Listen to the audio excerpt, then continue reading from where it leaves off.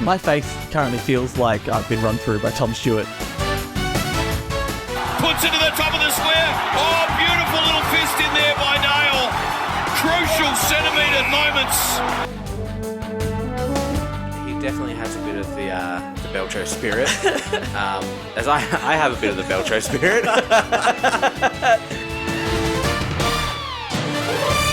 Hello everyone and welcome to The Back Pocket, a podcast that had to take a week off and is ineligible for the Rising Star. My name's Alistair, that's Jack, and as I said, this is The Back Pocket. Welcome back. It sure is. We had a bye round during Holding the Ball Chaos round, the best round of the year probably to miss, I would argue. We probably would have talked for 55 minutes and now you get nothing. Yeah. I had so many notes last week that I backspaced. Oh no.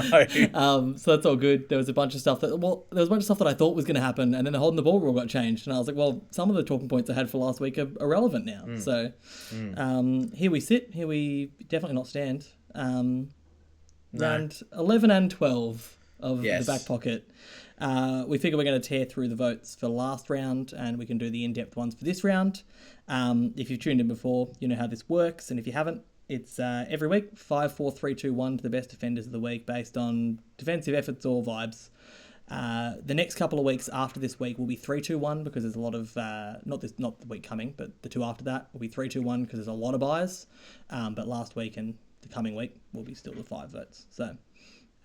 Yes, because there were only 2 games off last week. And there's only 1 game off this week. I confused myself for a second there, but I caught up. We're all good. Yeah, that's where I was confused the other day. I looked at it, I was like, wait, we only missed a couple. We're all good. And then this week, because the Queen's birthday game's too important, we only have 1 bye. Yeah. King's birthday game. King's birthday. The Queen's no longer with us. The Queen is no longer with us. I'm not sure the King is either mentally, but and King, as in Wayne Carey, definitely isn't with us mentally. All right, let's just go through round 11 votes. Who was your one? Well, I did the intro, so you was your one. Oh, shit, yeah. Mine was James Sicily. Okay. He was in my special mentions for last week. My one vote was to Lee Kalia because of his game-saving efforts. Yeah, he was in my special mentions because his end was awesome. It was in my notes to talk about it. Obviously didn't get there. But who was your 2? Your 2? My 2 was friend of the show, Jordan Clark. Jordan Clark was my 4. Was your 4? Yes. My 2 was Liam Jones, who I think has had some pretty solid form for the Bulldogs as of late. He really has. I thought he was really good again on the weekend. Shh, that's spoilers. Kinda. My 3 for last week was Connor Iden. And ahead of Lee Kalia, I thought he was brilliant. Yeah. My 3 was Mac Andrew. Mac Andrew was also very good in my special mentions. I just said in my notes here, don't put him in the ruck. My 4 was Nick Blakey. Your 4 was Jordan Clark. And I'm assuming your 5 was Jordan Ridley. It was Jordan who won Ridley. the Yukon medal. He was that good on return. So, funny Take cane that, corns, cane haha. Wow, I wish the votes were that quick every week. My one weird one I had last week was that Jack Henry had 4 score launches, 6 intercept marks. Stats looked great, and then Riccardi kicked 4. I think that's how Geelong's backline is going. Like, it's dysfunctional as a unit despite the individuals performing, and I think that's been one of the biggest markers of the decline over the last 4 weeks. I think that despite not being great, Richmond defenders have improved a lot too. I totally agree. So I've got Bolter in my special mentions, and I guess we'll talk more about Richmond this week. But let's pretend round 11 didn't happen. That's round 11, so you can find those votes sort of on the website. They will be updated. And now we swap back, and I do my vote. Oh, you do your vote? Yeah. Right, okay. So who was your one? My one vote this week goes to player in a losing side, Alia. He was in my special mentions for being the only seemingly capable Port defender. I have that written down here. I said the only one that looks like he's trying and succeeding. So 18 disposals, 388 metres gained, 6 rebound 50s. He went at 72%, which isn't great, but they were under a lot of pressure. 13 intercepts, 9 marks, with 6 of them being intercepts, and he had no losses from his 5 defensive one-on-ones. No silly goal line blunders or kicks across goal. No. The other 2, I think, are bringing him down this year. I agree. Big time. That despite being arguably worse players, Jonas and Mackenzie were more stable for Alia to be around as footballers, whereas now it's just all chaos back there. My one was to Noah Bolter. Yes. I have Bolter and specifically Miller as special mentions this week. I love Ben Miller. But I put. I only Bolter, found that out last week. Who knew he was a defender? Crazy. It's amazing. He had 18 disposals, 9 of those were intercepts, 8 contested, 9 marks, 5 intercepts, 3 contested, 4 spoils, 8 rebounds, 11 defensive half pressure acts, and 430 metres gained. And his only score involvement was a score launch. So. Well, I'm happy for you because they're already talking about swinging him back up forward this week. Hell yeah, brother, because Lafau's out. Yep. So put Broad enjoy up it forward. while I it want to see lasts. that. I think you'd have too much fun. You got to keep him down back to keep him Under the grounded. yeah, I get you. So my 2 votes is to someone who I think I've underrated a little bit recently, but Darcy Moore gets 2 votes for me. In my special mentions this week, not my votes, but Was yeah, in he a was loss, but he had 23.4 in rating points, which is pretty high. Really good. He had 12 spoils. He only had 4 marks, but he had 5 contested one-on-ones. I think he lost 1. But he's a wall down there, and he has been for weeks, and I don't think I've given him the recognition.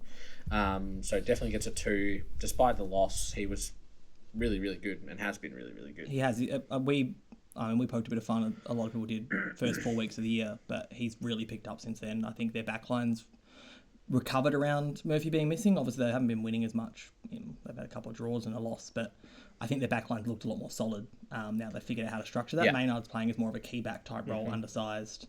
Howe's obviously playing more of a lockdown than intercept, and Moore's being able to play his role again. So I still think they're down on Quainer not being as good as he was Absolutely, last year. yep. And I also don't think the extra tall, whether it's Dean or Frampton, has quite been the same, but they're much better down back.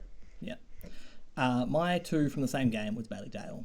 I have Dale in my special mentions. Yeah, a lot of his touches were kickouts, but a lot of those kickouts turned into like passages of play that led to the Bulldogs getting to the 50. He had 35 disposals at 80. 2 of those were intercepts, 5 contested. Yeah, 8 marks, 1 spoil, 4 rebounds, 8 pressure acts, defensive half pressure acts, 512 metres gained, and 4 score involvements, 2 score launches, and 1 direct goal assist. So It's a good question. Side note: in the past, I think he got 3 coaches' votes as well. So yeah. In the past, I didn't even look at the coaches' vote this week. In the past, when kickouts didn't count as a stat, if you didn't did you still get a score involvement? Did you still get a score involvement? I don't know. That's an interesting one. Did you get the score? Do you get the score launch if you were kicking it out of the square and it didn't count as a stat? Because it should. Like if you were torping it, right? Like that should still interesting. Yeah, you'll have to look that up and tell me next week or later tonight. I will get to work on the weekend and I'll be like, hey. Yeah, ask. You've been doing this job longer than me, which is almost everyone at the company, except for everyone I worked with on the weekend. Yeah, we'll figure it out. Yeah, please update me. My 3 votes then goes to Cal Wilkie. So close to getting him for me. He was Bolter and Dale were pretty much equal in my mind. So Callum Wilkie had 18 disposals, 7 intercept marks out of 13 intercept possessions. He had 4 spoils, no losses at all, 3 rebound 50s, and had a win over here in the West against West Coast, which has proved difficult as of late. Tricky this year. I still think the majority of the turning point in that game was the tagging of Reed, but Callum Wilkie was really good down back. I couldn't give Wangani Miller a votes because he played as a midfielder in the second half. Too much. But boy, did he and Windigo just ran Reed into the ground, and it was brilliant to watch. Reed got frustrated. That's why he got suspended. He started, letting his anger He's a bit stroppy, isn't he? And I mean, he's an 18-year-old who's just been on top of the world. So I think if he can pull his head in, he'll be fine. I feel like he's been a bit mouthy for a couple of weeks. Yeah, so. I hope that he will reel it in. My 3 was to Jack Scrimshaw. I had him in my special mentions. Pod favourite of late. Another really good game, I thought. He got, all good. He got 4 coaches' votes, which surprised me looking at his numbers. I thought it'd be one of those weeks where we're like, man, he was good, and the coaches didn't. But yeah, he had 10 intercepts from just 14 touches. 9 of those were contested, 4 marks, 3 intercepts, 3 contested. He had 3 spoils, 1 rebound, won both his one-on-ones, and much like Bolter, had only 1 score involvement, and it was a score launch. So, despite what Matthew Nick said about their scoring potential, scoring ability in the second half, with Walker out, they were Dawson able to hobbled up forward, intercept at will. I have spoken recently and been doubted by people recently about Hawthorn's backline, but I'm pretty bullish on it. I think that it's a really good mix when it's all fit. I think Scrimshaw, everyone thought he was a wing originally. I think he's a really good defender. To be fair, he's really only come into that role I like Weddle this year. Yeah, I like Weddle down back a lot. Sicily's obviously Sicily. And Jat's the swingman now, apparently. So that's new. But yeah, I think they look really solid down back, and often that's where you build a good team from. So I just noticed that none of my votes this week had over 20 disposals. That's how you know they're defenders. None of your votes. None of my votes. All right. So who was your 4? My 4 goes to Alex Pearce. Alex Pearce. Okay. So, man, are we gonna have one of those weeks? Yeah, I think so. 14 disposals, 13 intercepts. We might have the same 5, I reckon. But go on. 14 disposals. 14 disposals, 13 intercepts, 5 intercept marks, no contested losses at all. I think he only had 1, but he was dominant in a different way. He didn't have to rack up numbers. They dominated them. Injury and patchy form from Wiedering and Taylor, both of them obviously having missed weeks and had a few down games. Pearce is currently a lock for All-Australian fullback. I believe so. Well, it might hurt him being playing for Freo, but I think he's been brilliant. I think it's him and more. Yeah, I agree. So anyway, Pearce very good. Only a special mention for me this week. However, you only have 1 special mention. Huh? Oh, you only got a special mention. Yeah. Carry on. My 4 was to teammate of Alex Pearce, Jordan Clark. I thought you would. He had 36 disposals, which was a career high for him, at 83%. 6 intercepts, 7 contested. He had 15 marks, 3 of those were intercepts and 1 contested. He had a spoil, a one-on-one that he won, 5 defensive half pressure acts, and 10 score involvements, which is 30% of Freo's scores, and 2 score launches. And one of his signature snaps from about 45, which no one else is going to make the distance on, but for some reason that's his thing for goal. I thought he was brilliant. Obviously, he got the 8 coaches' votes as well, but he is electric at the moment. Yep. I've got him in my special mentions. Obviously, he was my 4 last week. I just feel like it's hard. They have to have 2 incredible performances to get 2 votes from the same team when we do this. Yeah, that's the same. I agree. And I feel like I could have put Pearce. That was like me saying for last week where I gave Iden votes and not Leaker because I thought Iden was so good. So I could have swung both the votes. I gave Pearce this week, but Clark is in my special mentions, really good. So I guess the 5, is it going to be the same? Drum roll. I'm giving my 5 to Sam Collins. Sam Collins. Sweet. His positioning in that second half, the numbers didn't show it. No. His numbers for the game are still awesome, and we'll get to that in a minute. But his positioning in that second half was insane, and I don't think they win that game without him there. He blanketed Langford. If Langford kicks 2 goals, they lose. He was so good. If you're happy for me to run through the disposals as you know I'm so happy for you He had 12 disposals, and all but one of them were intercepts. 10 of them were contested. He had 4 marks, 3 intercepts, 3 contested, 9 spoils, 1 rebound, won all 3 of his one-on-ones, had 7 defensive half pressure acts, and had a score launch as well from his only score involvement. And like you say, just blanketed him. And then when he went off the ground, he just blanketed right for the last quarter. It was just one of the games that we used to love giving him votes for originally. Vintage Collins. He was awesome. Yep. Properly awesome. Totally dominant. Obviously, Langford did go off, but as you said, he swung onto right and was fine there. Just giving away how many centimetres in that. Yeah. Really good. Some more honourable mentions I have this week because I actually had a lot. Yeah, I've only got 3 from this week to go. But Jordan Ridley, I think, deserves a mention again. Absolutely, he was really good. I think Adam Sard played one of his best games for the years, and I did struggle not giving him a vote. Yep. I think Nick Newman was good as well. Yep. I already said Miller from Richmond. Tom Barras was another one. I was almost swung into that one. I just feel like, even though it wasn't his direct opponent, when Mason Wood kicks 4 and most of them are from marks inside 50, it's hard to give a vote. James Bollace and Tom Stewart got special mentions from me as well. Stewart was good. Richmond just didn't have that ability to lock it down on Stewart like other teams have done recently, and they paid the price for it. I think he had 6 score involvements from 6 intercepts or something ridiculous like that. So he was won't good. get that freedom, unfortunately, so this week many against Sydney. Special mentions last week. I'll get rid of them, but delete them. We don't want to hear about Pearce, Andrew, Collins, Andrews, Martin, Tomlinson, Jones. Oh yeah, Tomlinson was good last week.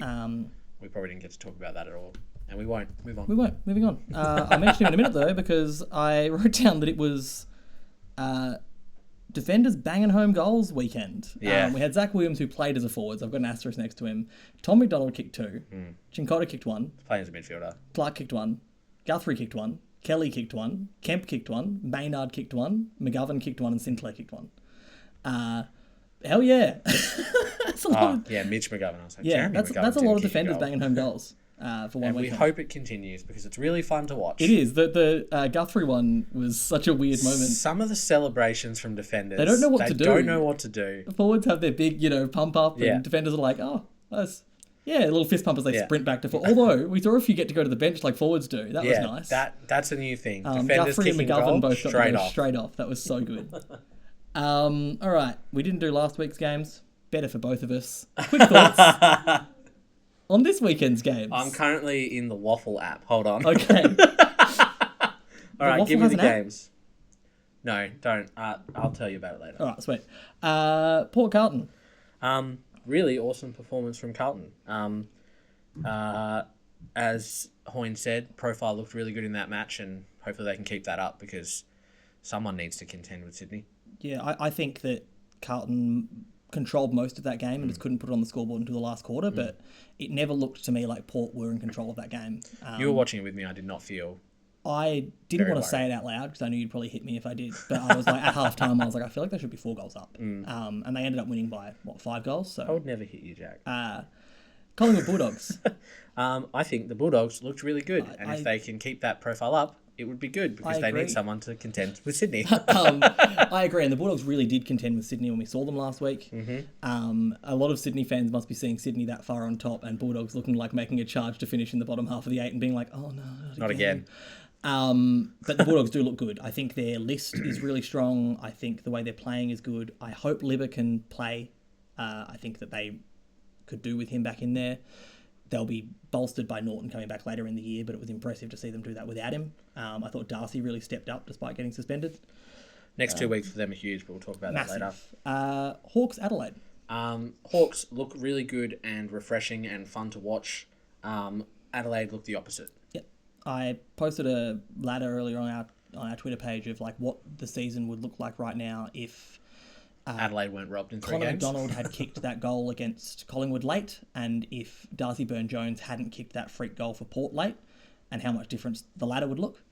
And Collingwood would be below Hawthorn, who would be equal for 8th with 6 other teams. That's kind of wild. So like I think a lot of people have been underrating Hawthorn because of like they got belted by Sydney, but everyone's getting belted by Sydney. They got belted by Gold Coast on the Gold Coast. A lot of people are getting belted by Gold Coast on the Gold Coast.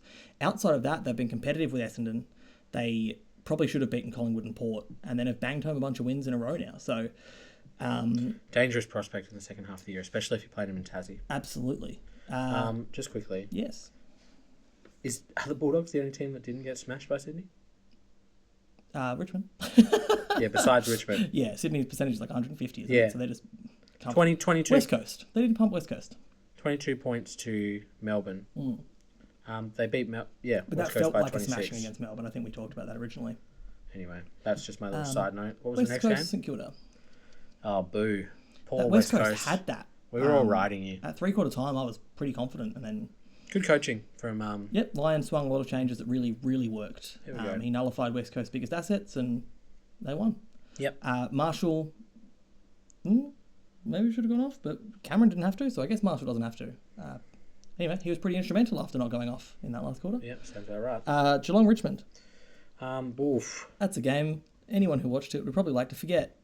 I know Geelong are sitting in a really good position on the ladder right now, but it was concerning to watch them play like that for 2.5 quarters. Like their midfield really kicked into gear in the last quarter. Yeah. The second half, Bowes and Atkins specifically picked up. Broome was pretty consistent all game.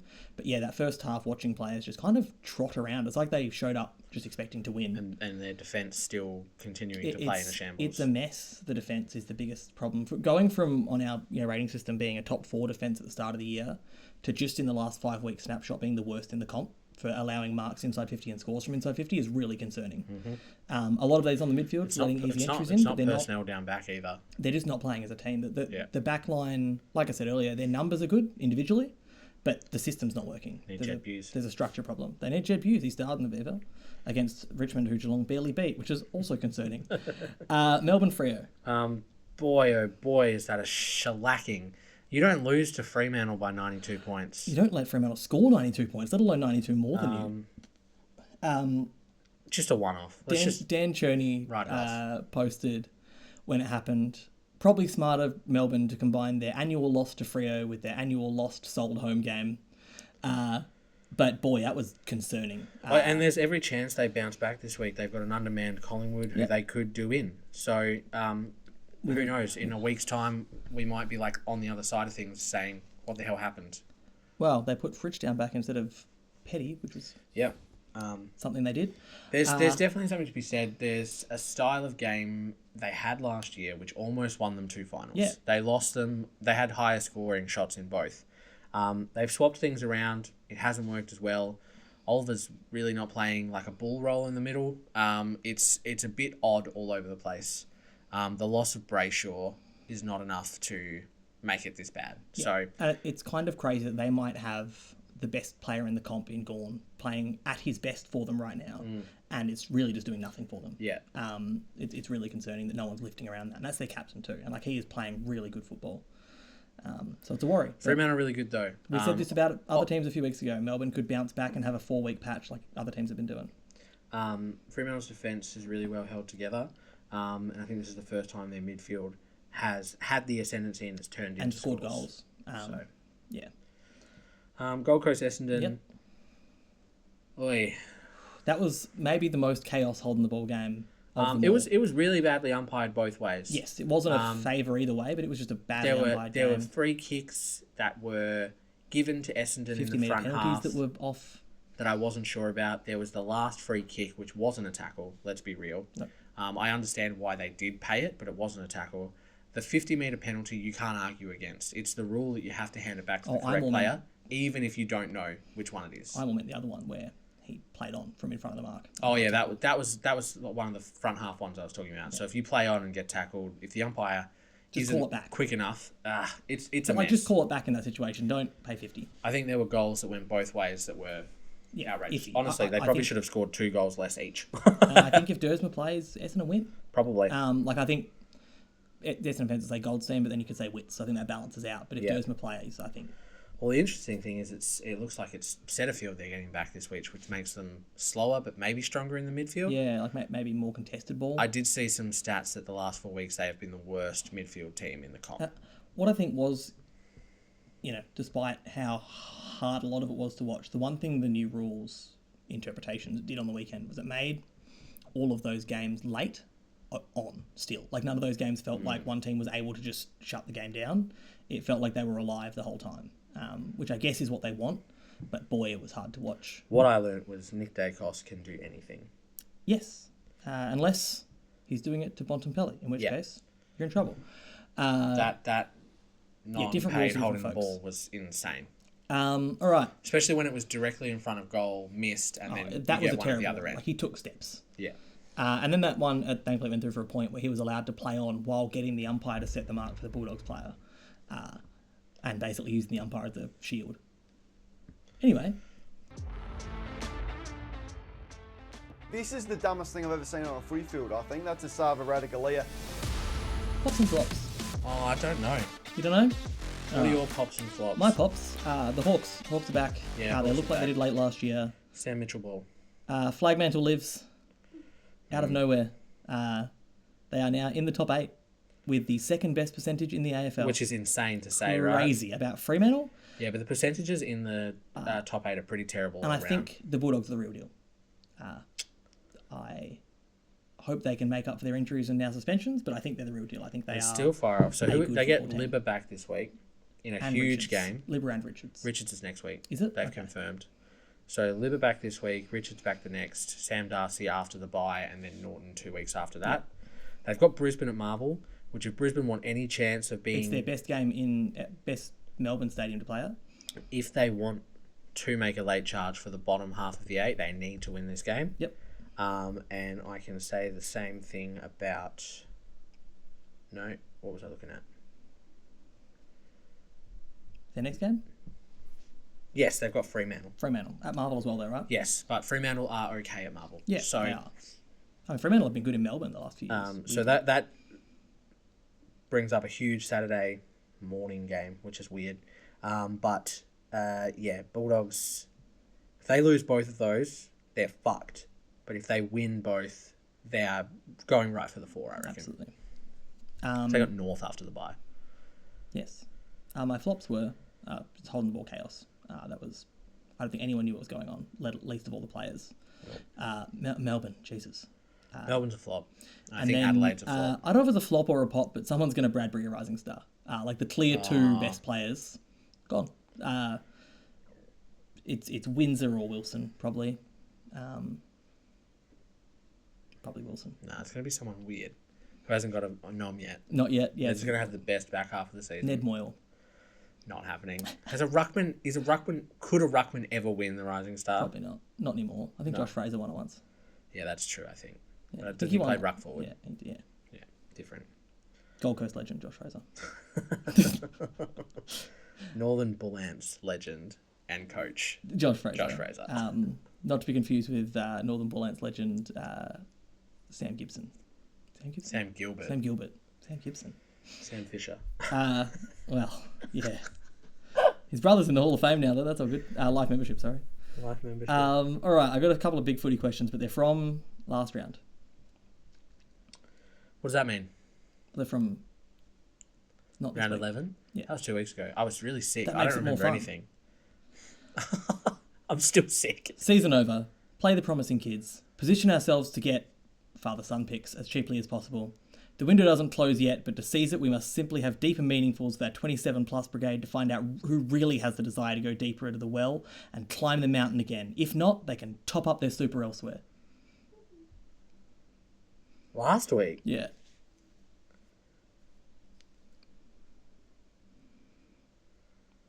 Surely it wasn't Brisbane. It was Brisbane. Okay. At first I was thinking Which you've Bulldogs. you've written the speech for Fagan to use every time someone asks him a question. I've said it twice now. Yeah, you have. It's great. All Fagan has to do to convince anyone to join the club or convince Hugh McCluggage to sign for 7 years is say 2025, get Ian Coleman's back, Ashcroft 1, Ashcroft 2, pick 5, and pick 25. Or whatever their They're not high-end even going picks to to need to get. use both of those on their father's sons. Exactly. They are set for a steep rise next year with a good draw. If they don't they get make the that soft charge draw. for the bottom half of the 8, they will get a soft draw and they'll be right back up in it. People who are completely writing them off and asking them to sack Fagan are stupid. I'm asking them to fax Fagan from years ago. Fax Sagan. Fax Sagan. I've been asking for that for a while. That's different. Yeah. That's a racism. It's unrelated. I'm racist towards old men. thing. I just meant he's a racist. Yeah, no, I know. I'm joking. Allegedly. Allegedly. It's going to the federal court. An alleged racist who worked at a club that offered the victims $50,000 each. To not take it to the But court. they didn't do anything and they're not going to apologise. They just wanted it to go away. Anyway, side note. Which big footy board was this from? Oh, boy. Midfield is shit. Kicks inside 50 is shit. Ability to hold the ball in our 50 is shit. Pretty much our entire game is shit and lost out of the middle, and we try to hold sides back instead of trying to win. Well, it's got to be St Kilda, right? It's St Kilda. Yeah. I didn't even really have to look. I knew they lost, but... And this one's a bonus round Winning side?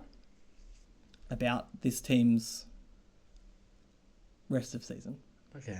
They might not win any of them. They're the worst midfield in the competition, absolutely useless at stoppages, and 0 rucks. 0 rucks.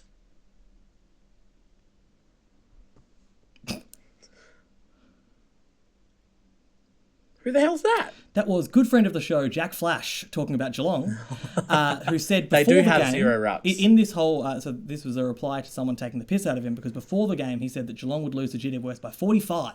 And then when they lost by 4, off. he said that it was embarrassing and the season's over. So he's having a normal season, as always. Geelong is sitting 3rd on the ladder. with North and West Coast to come. Yes, although their next 4 games, Are tough. Sydney, Carlton, Essendon, Hawthorn. I agree. That's rough. But they've got North and West Coast to come. They probably will just, at the very least, make the By eight. the time you play North, they'll be in ripping form. That just seems to be what's happening with the shit teams going into the second half. If you didn't play the Bulldogs or Hawthorn or West Coast in the first half, good luck. Because if you play one of them in WA or the other ones at their home ground, you're in trouble. One of my favourite tweets I saw about Geelong over the last couple of weeks, specifically after the GW West game, was just someone tweeting, "We tanked the Darwin game to play like this?" And I laughed. Anyway, who's your next week game of the week? We got less. A couple of weeks ago, we said Brisbane Hawks and Cats Giants, and I think we were right about both of those. We didn't pick a game of the week last week. No. So we've got Adelaide, Richmond in Adelaide. No. Bulldogs, Brisbane and Docklands. Probably not. Hawthorn, GW West at Launceston. It's interesting, but no. West Coast and North here. No. St Kilda and Gold Coast at Docklands. Going to be unwatchable. Sydney Geelong at the SCG. Going to be unwatchable. Essendon and Carlton at the MCG. It's probably a game of the round. Collingwood Melbourne at the MCG. It's probably the second game of the round. They're probably two, right? They're right at the end, so we have to endure one of the worst weekends possible. 3 days of terrible footy, potentially, and then we get the good games at the end. Are you excited for 2 games at Docklands and 1 at Launceston for the first 5 games of the week? I'm keen. No game at MCG until Sunday afternoon. I like the fixturing here. We've got, and you could have predicted this from last year. We've got Adelaide Richmond playing the primetime game on Thursday night. And then we've got the top 3 clash and top 5 clashes on Sunday afternoon. Sydney, Geelong and Essendon Carlton. I don't mind shit games on a Thursday because Thursday night games are usually shit. We had an exception this week. Yeah. Friday is the time slot you actually want of the prime time. Bulldogs Brisbane should have been expected to be prime time. I was watching 360 while I was doing whatever I was doing after work, and Jared Waitley stared down the camera and said, "And we're looking forward to Thursday night footy. And I know Adelaide and Richmond isn't going to be the best contest, but it's going to be better than the contest you watch next Thursday because there'll be no footy on Thursday." And it's a sad, sad thing.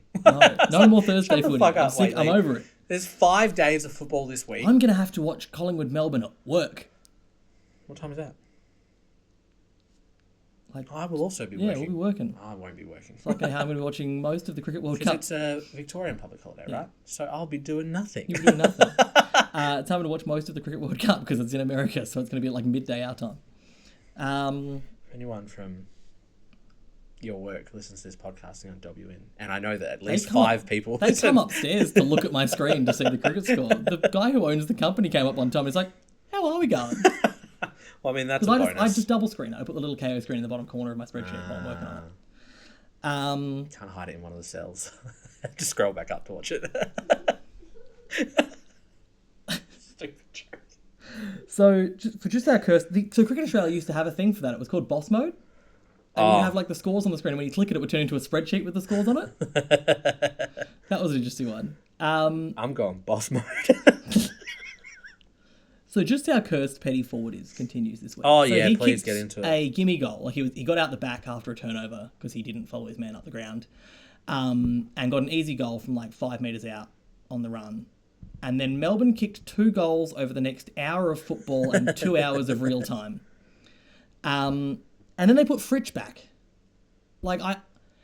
It seems like the weirdest overreaction to how their season ended last year, how they're coaching that team this year. The other way around, we've talked about this before, but like McDonald and Petty were at the other ends of the ground when they won a grand final.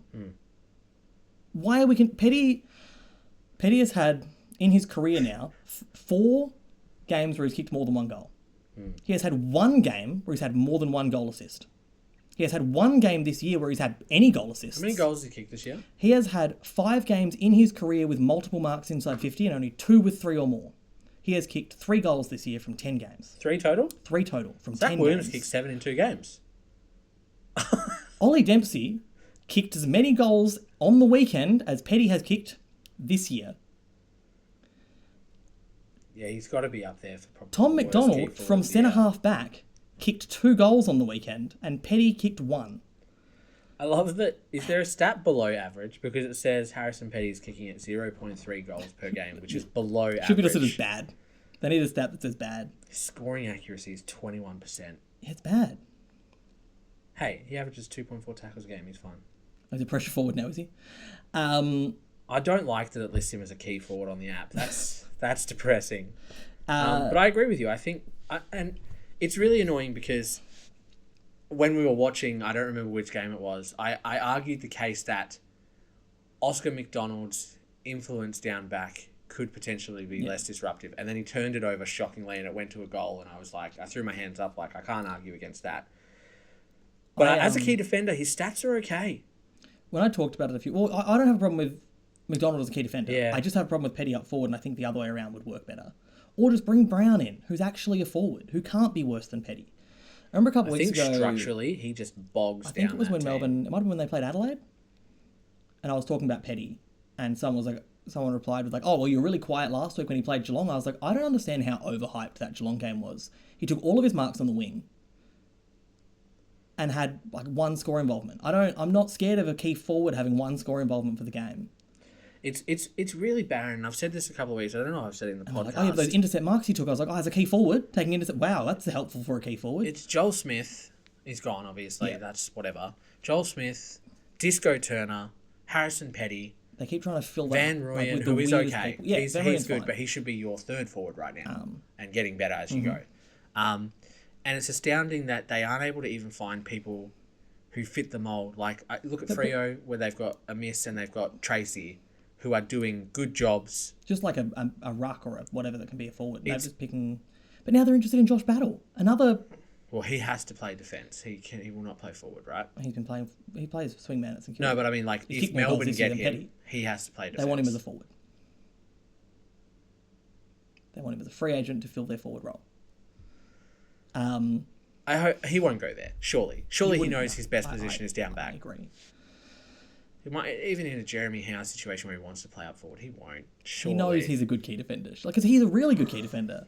Yeah, Josh Battle's gotten votes a bunch of times on this show, I'm pretty sure. I also put in Essendon losing, Geelong almost losing to Richmond, and Melbourne getting pumped by Freo confirms the everyone's a little bit shit but Sydney theory.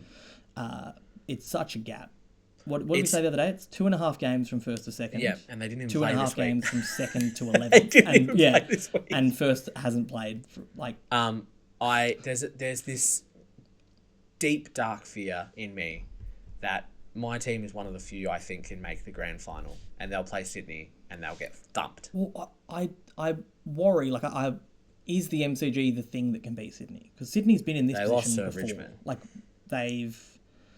I don't just mean necessarily the MCG, the ground, I just mean the grand final. Like, we've seen this Sydney team, like, obviously not this far ahead before, but, like, we've seen a Sydney team be the best team in the comp before. If we look at the we've seen three them examples, the Hawthorn, that team was incredible. Yeah.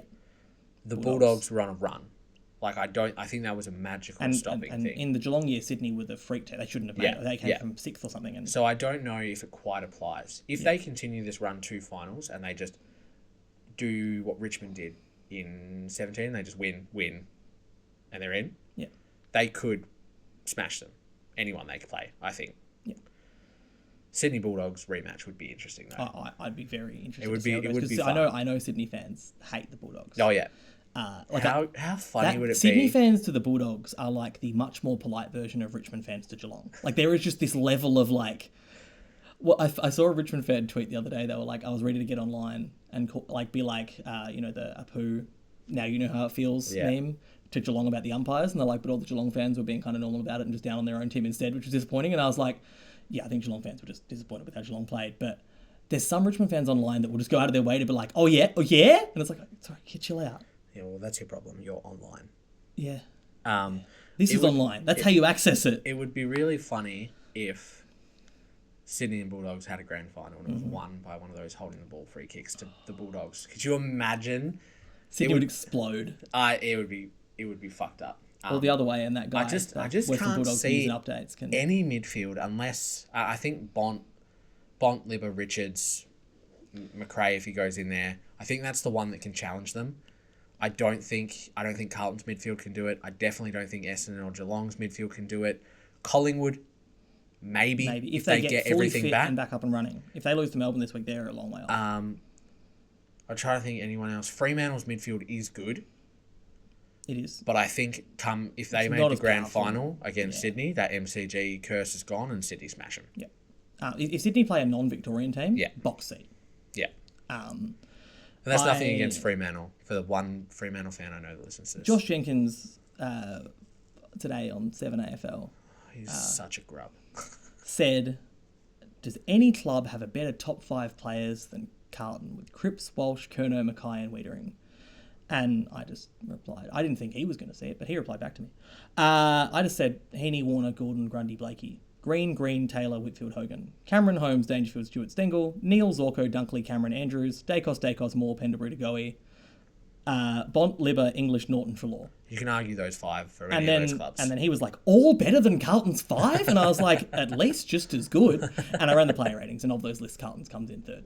Third? Who was 1 and 2? 1 and 2 were Sydney and Bulldogs. Yeah. Which is understandable. That makes sense. Bulldogs' issue is their players under that. Sydney's issue is nothing. Yeah. That's the scary thing about Sydney. They've got Mills and Parker to come back at the end of the year. It's definitely, you can argue any of those, I reckon. I think that those top 5 of those lists, and that's the difference between Geelong and the rest of those teams. Brisbane having a down year.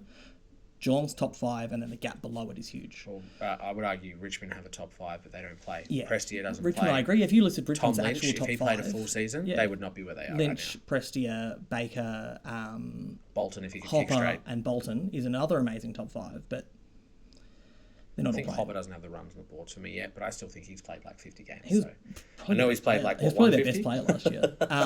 But yeah, like there's a lot of teams that have that same quality at the top 5. Sydney's strength is that they've got it all over the field. It's impossible to argue. Remember like 4 or 5 weeks ago, people were saying Connor Rozee is infinitely better than Sam Walsh, and now Sam Walsh has been touted as one of the highest rated players in the game. Yeah. Like it swings. It was easy to say that when Walsh wasn't playing. Yeah. Forgetting that he'd just won a Gary Ayres medal. Yeah. It's one of those things that swings. Like, who knows? In 5 years' time, we might not even be talking about either of them. There may be someone else from that draft who bolts up and smashes the competition. Yeah. A top 5 really only as good as its current form. Like, Yes, which Grundy right now, you can include in that top 5, but last year, he's one of the worst players in the AFL. Yeah, and then you swap it the other way. Melbourne's top 5 last year, Gawn, Petrarca, Oliver, Lever, and May, is The best 5 in the best competition. 5 in the comp. And this year, that's really struggling. Yeah, because Oliver's down on form, Lever's been injured, May hasn't been the struggles same with without Lever. him. Petrarca's getting tagged on the outside and having to play just the Oliver role. So, it fluctuates. And you know they're just doing it for clicks, and you bought in. You got sucked I in. don't think You ate the bait. Jenkins got baited back by us. I don't know. Mackay off this week. Is it going to happen? They've both said it's going to happen. I think their banter. I think Ben and the said fact that Harry is the coach, which was weird. I think the fact that they're doing media conferences about it means they're both in. Yeah. I just really enjoyed I'm not the coach. It's like, yeah, you are. The matchup's interesting. I don't know if Mackay can play on Curnow. No, I agree. I think that they're the wrong matchup, and I think that it is logical for it to be Mackay on Mackay. Can Ben follow Harry around the ground, though? Absolutely not. No way. Redmond's out. Yeah, that's huge for them. So, like, does Ridley have to play lockdown? I don't think Curnow? so. I think the alternate move is moving Nick Hind back, which is chaos. Yeah, who plays on Curnow? Not Nick Hind. Obviously, that's what I mean. So, like, Laverty will probably play on. Yeah, that's true. I think that's the matchup. I don't know. All I know is that at the first bounce, Mackay and They'll Mackay be on will each other. line up on each Have other. a little giggle in the goal square. And then they probably won't play on each They'll other the stand rest of near, the game. like 10 metres apart. I would like it if they... Because there's an old-fashioned, just like on each other all game. And then when they go in the ruck, they do it against each other, even though Ben Mackay's like not a last ruckman. year with the Bont Dacos game, or in his last year at Adelaide, the Dangerfield Fife game. Like I love it, like where players that just have the actual just all game at each other. Or did you see Robbo? Or the complete opposite with Gawn and Marshall a few weeks ago, where they were like, "We're going to do centre bounces together and then not see each other for the rest of the game, and we're both going to have 30." Robbo put out an article saying that Essendon are going to tag both Cripps and Walsh, and if you're tagging two of the starting three, one midfielder, 1v1, it would be all-time clearance numbers for if Ruckman. Goldstein doesn't get up, that'd be very bad. If you've got De Koning playing as like just on his own, running rings around Brian in the midfield, Goldstein has to get up. They'll play him. Yeah, I think so. I'm actually thinking they might play 2 rucks. It'll be interesting for their structure, see if they can wear TDK down. There's so much fascination about that game, and it's not just because it's my club. It's because both of those teams have been shitful for so long. They've both turned good, and they're playing each other in a huge match when they're second and fifth. Both been a bit flaky this year. Yeah. Essendon weirdly more so than Carlton, despite having 1.5 more wins. I think the injuries were what did Carlton in. Now that their rebounding defenders are back, they look a lot different.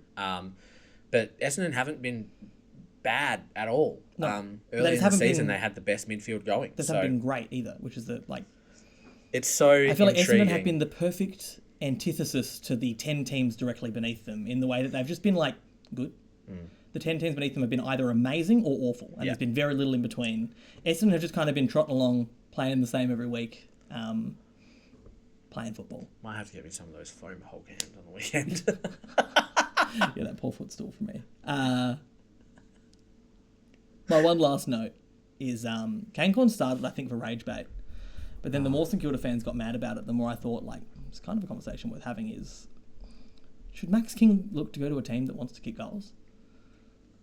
like, he's stalled as a footballer, I think. Obviously, he's had a couple of knee pings this year, but, like, that's also because he's just in a cluster at all times. If you were him, like, surely you look at a team that's going to give you free reign of a forward line that actually has a midfield that gets it in there, that plays a fast pace. Because that's what I thought we were getting from St Kilda in the first couple of weeks this year. And the first couple of weeks last year. It reverted back to just Ross ball, and it's hard to watch. It's hard because the Ross line setup for two clubs has been one really good key and then like a dopey kind of ruckman type. Yeah.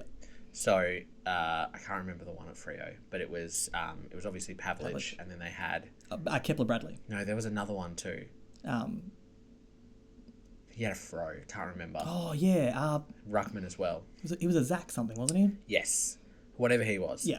And Membry's too good to be that guy. What is? It's gonna bug me. I'm gonna remember his name later in bed and go. Yell it out. I'll be like. But the same at St Kilda, obviously, because Jiski was a little bit better than a dopey ruck, but concussions probably didn't help. And Nick Rewalt. So Max King is obviously the top line of that, and then Membry is their second, but Membry's better than those other two. And Owens is better than a third also. But if Max King was to leave and Tim Membry's the number one and he's probably pushing 30. And then Owens can be the second. I don't know if that works either. It doesn't work for St Kilda, but it works for Max King. Yeah. Well, where would you send him? Melbourne. I think that's the obvious choice.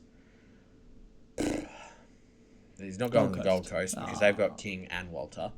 And even though he's only shown glimpses at best, they're not going to sacrifice the potential of Jed Walter for Max King. Doesn't need to go to the Bulldogs. They don't need forwards anymore. Collingwood need a forward. And they've got money.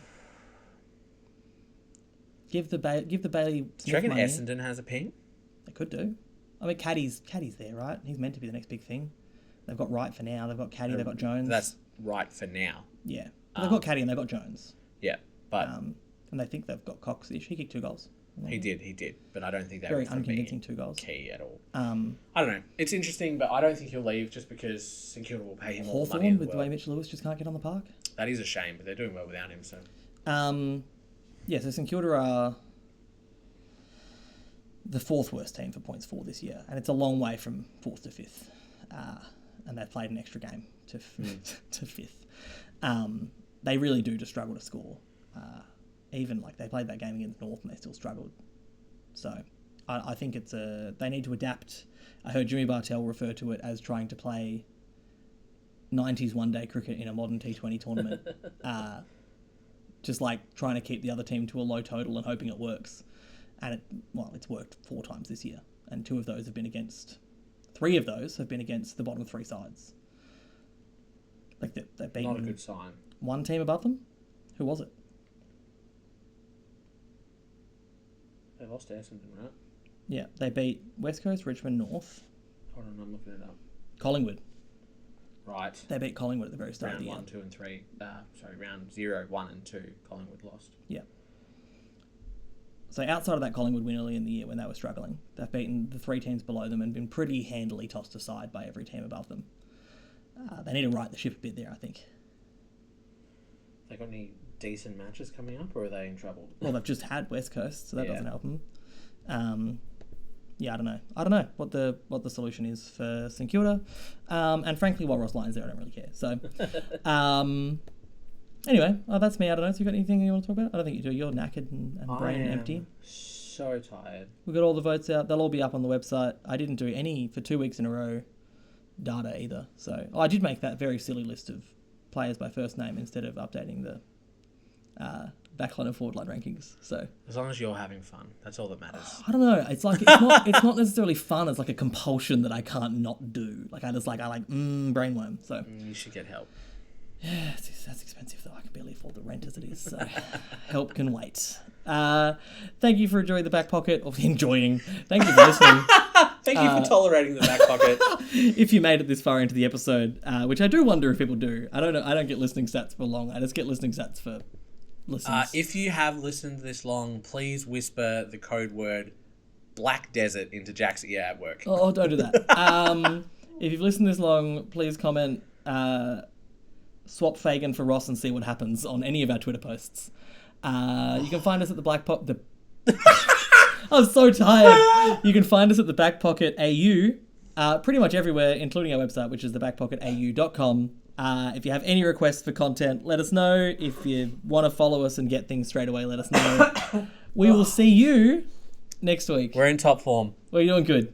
Bye.